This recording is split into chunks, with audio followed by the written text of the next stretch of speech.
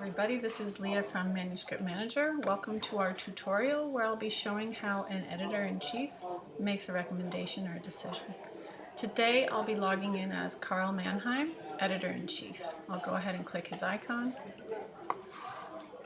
And that brings me right into Carl Mannheim's dashboard. The dashboard for an editor-in-chief is divided into 4 sections.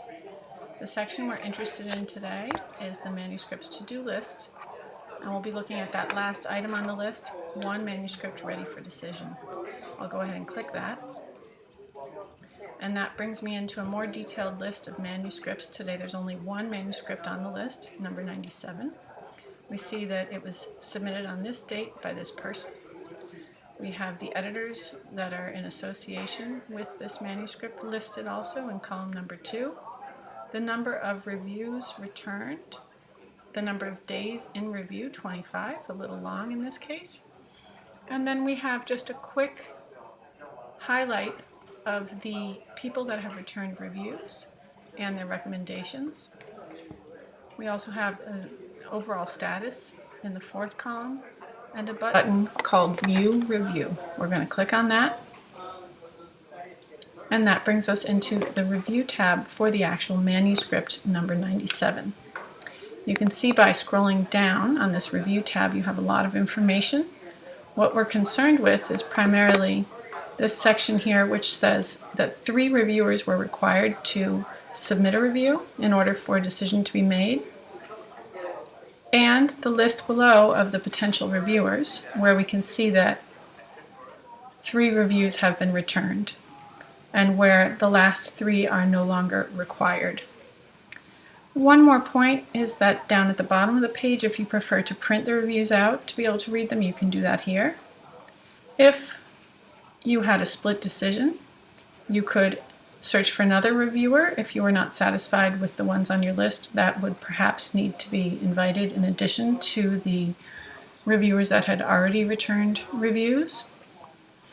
And there's also a little shortcuts to the decision page if you're ready to go ahead and make your decision. That same decision page can be reached by clicking the tab at the top here with the same icon. But for now, what we would do is we would like to go in and see each review one at a time, which we can do here. We would go in and read the review, give it a rating, and then go back.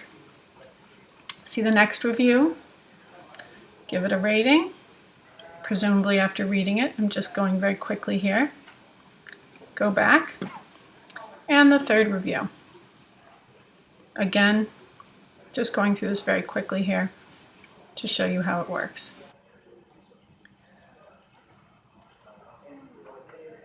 So now we've seen each of the reviews and we feel ready to make a decision.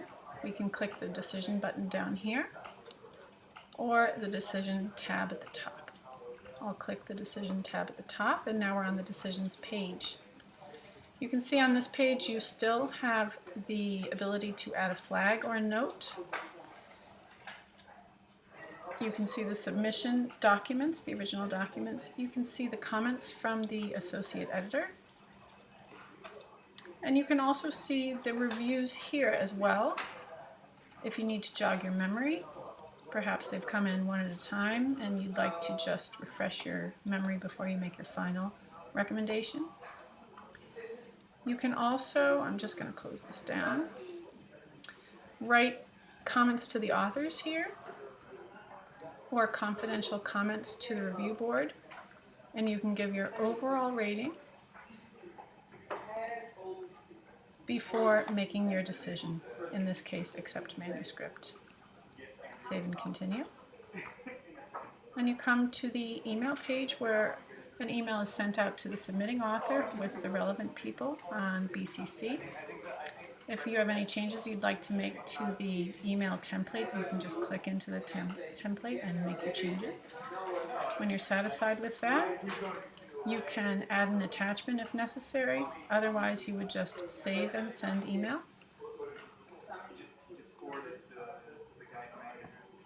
And you've made it to the end of the process where you can see that the email has gone out and you can see the people that have been thanked for their reviews.